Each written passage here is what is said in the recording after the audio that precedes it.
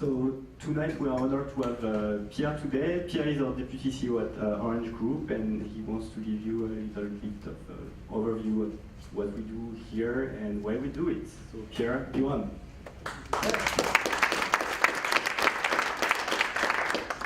I know it's going to be really disappointing for you after the bass playing and the bass guitar and the drums and everything.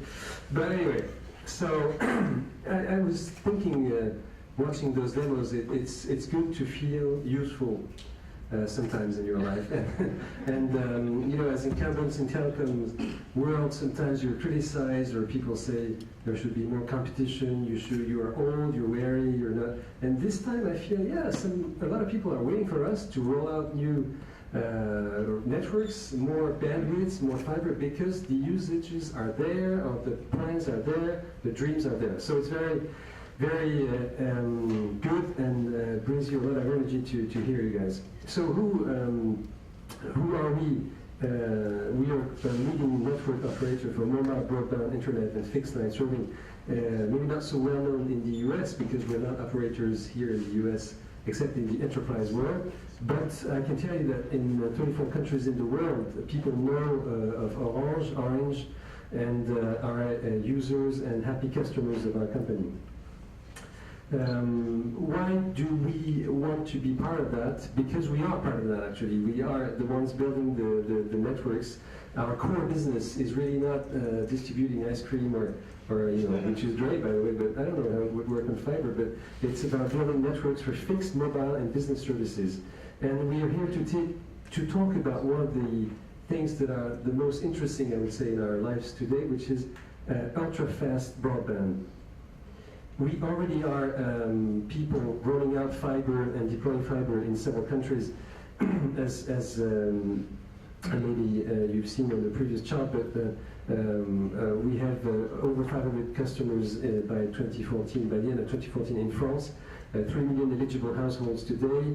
We intend to cover 60% of the population by 2020, but we are not only in France, we are producing fiber and exploiting fiber networks in several other countries, in Spain, in Poland, in Belgium, in Slovakia.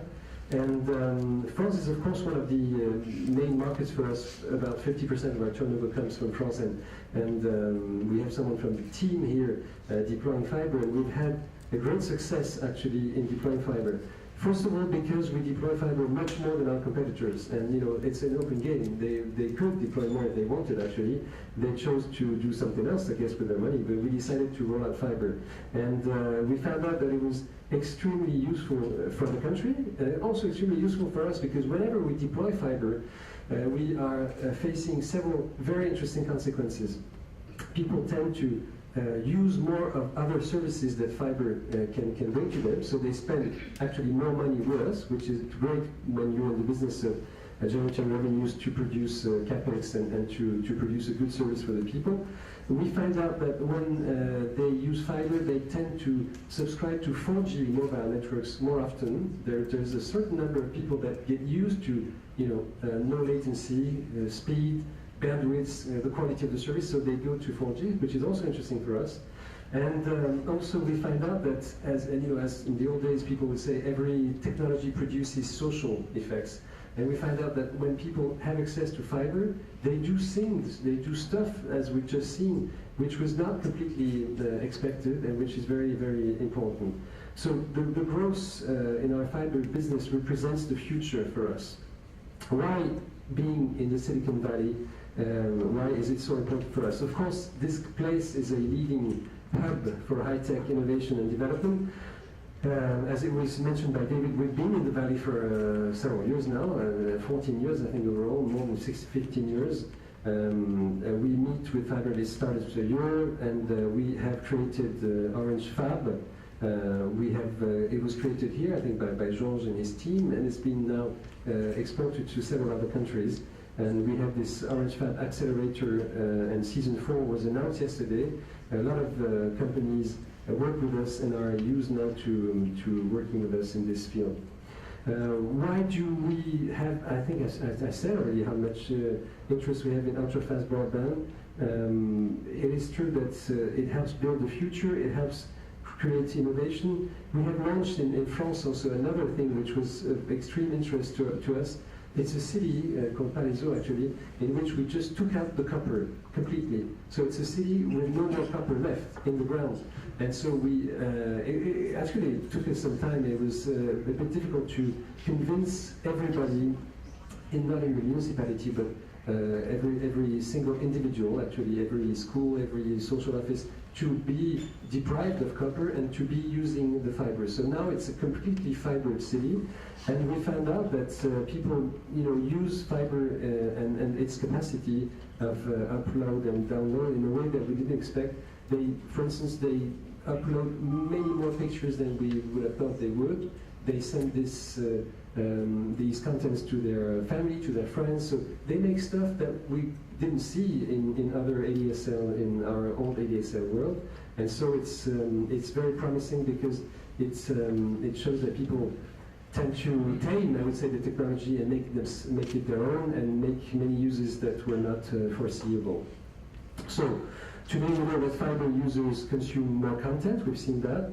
It's 9 times more in pay TV, so 9 times progression is huge. 7 times catch-up TV in Palaiseau, the city I was mentioning, close to Paris. And so when sometimes people ask, why do we need more speed? What is it going to bring to us? Why do we need 100% improvement in speed, for instance, like fiber brings? It's an easy question to answer because people are going to make the best of it. People are going to use it. We've never seen any infrastructure which was not used actually in the telecom world. People invent stuff. People do stuff together in the social world. We've seen the example of gaming. It's absolutely obvious that whenever you're engaged in a huge battle with a monster in a video game, for instance, which happens to all of you every day, I guess, you don't want the axe not to fall on the monster's skull instantly. You need no latency. You need to get rid of the monster. So this is typically something that was not so easy with the old ADSL days. I would say it's gotten better now, but it's going to be much easier with fiber. So new usage, new applications, new ways to take the technology. So why Orange Giga Studio today? I think it's important to say that this is a public resource for tech companies and startups. We offer a dedicated gigabit connection. There are no strings attached. You can use it, make it your own. It's the right place, obviously, because everybody knows this is the place to be. It's a hotbed of innovation. We have a lot of startups, as we were saying, 500 startups to get to meet each year. A lot of energy, a lot of people coming from around the world. And of course, there is also the idea that new players challenge our position in fiber, our position in telcos. Google Fiber, whom we're going to meet with actually tomorrow, I think, is a challenger. They're doing stuff which is interesting to observe, how they do it, how they roll out. How they decide to bring fiber to a city. It's based on people starting to pay actually before they get the fiber, people showing their interest. It's not the way we would do it, let's say in France or other countries where we decide to roll out, we bring it as a service, and then we see if people subscribe to it. So it's a bit different. It's not the same promise actually to the people. And also I think we're the right company to do that because we are in this business, we are in no other business. When we decided in France to go full force into fiber, it was because we wanted to invent the future of our company. We have 98,000 people in France working in networks. If we do not roll out the network for tomorrow, what kind of work are we going to give to those people? So we need to have networks to exploit them, and we feel it's what we do best, and so it was a win-win situation to do that. And I want to end my short speech here with a call to action. I know there are some investors here, startups, tech companies. So investors, please spread the word and tell your portfolio companies that they can come here and make the best of the technology which is offered. Startups, you're welcome to apply online today, and I think we've already seen that more than a couple of 6 startups have come and expressed their interest.